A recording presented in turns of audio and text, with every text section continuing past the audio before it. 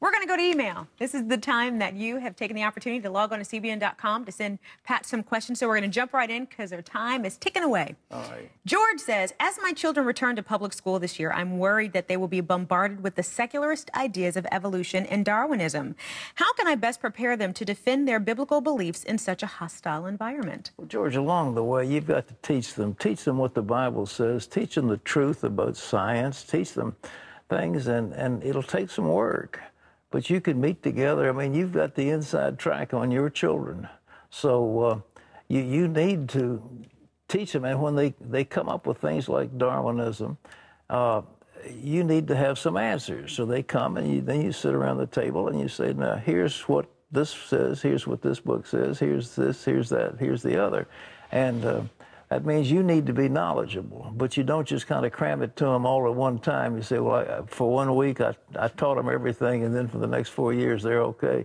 It won't work that way. It's an ongoing process. Good advice, Pat. All right. Liz writes in, and Liz says, lately, seeing all the wildfires and flooding in the news, I've become concerned about my family's ability to handle such a disaster. I've told my husband that we should get some emergency supplies together and have a plan just in case. He said not to worry and just trust in the Lord. Pat, do you think that preparing for a possible disaster, no matter how unlikely it is not trusting in the Lord? The wise man sees the danger and he hides himself. The fool goes on and is punished. The idea that you're just going to, quote, trust the Lord for everything, He's given us a brain, and the idea of having a certain amount of water, some dried food and things like that on hand, or you know, a few gold coins or whatever, you know, to make sure that in a time of disaster you can take care of yourself. We were there in New Orleans, and there were several days and the people had no food, they had no water, they had nothing. And those who were prepared had something, and the rest of them didn't.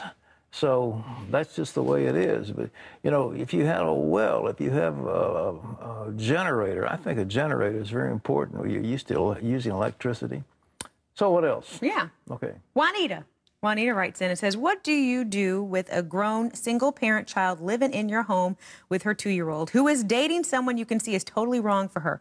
We love our granddaughter and are afraid to put our daughter out for fear the baby will not have the loving care she gets with us. Our daughter is 25 and has a good job, but she is verbally abusing us with regard to her dating choices. We don't feel she should be dating at all. Well, of course she can be dating. Why shouldn't she be dating? She wants to find a mate, but if she's out sleeping around, that's a different matter. I don't know what she's doing, you know, what her habits are, but I don't know what you can do with a 25-year-old. I think that's always a challenge when you have an adult child leave the home and then come back as an adult and live underneath your roof. And to be honest with you, I've never had that situation, but I would think if it's my house and I'm paying the bills, you do what I tell you to do. Yeah, but you can't tell a 25-year-old who they're going to date. I mean, but if they're coming in doing stuff. Well, if they're doing stuff inside, or if they're taking drugs, I mean, there are various things that you can say, you can't have drugs, you can't do this, you can't do the other, and you're not going to have sex in my house, that kind of stuff. But and she was saying she was verbally abusive to the parents, too.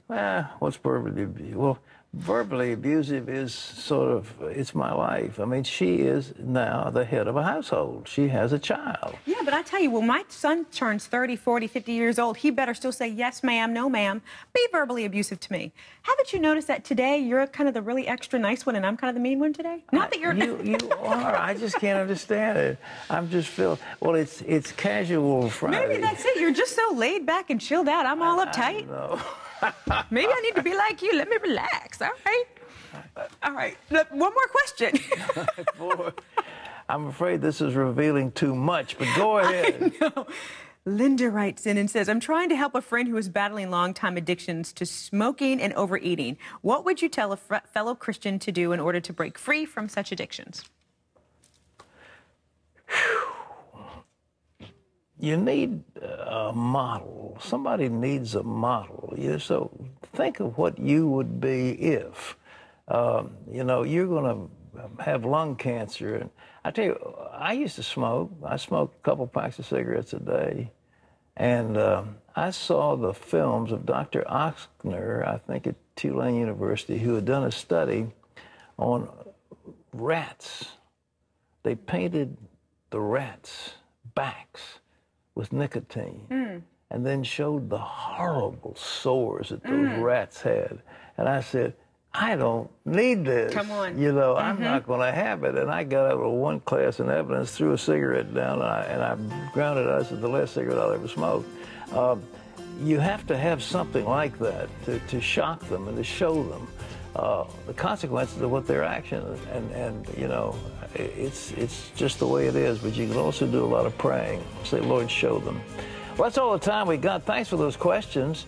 And thanks for being with me on Casual Friday.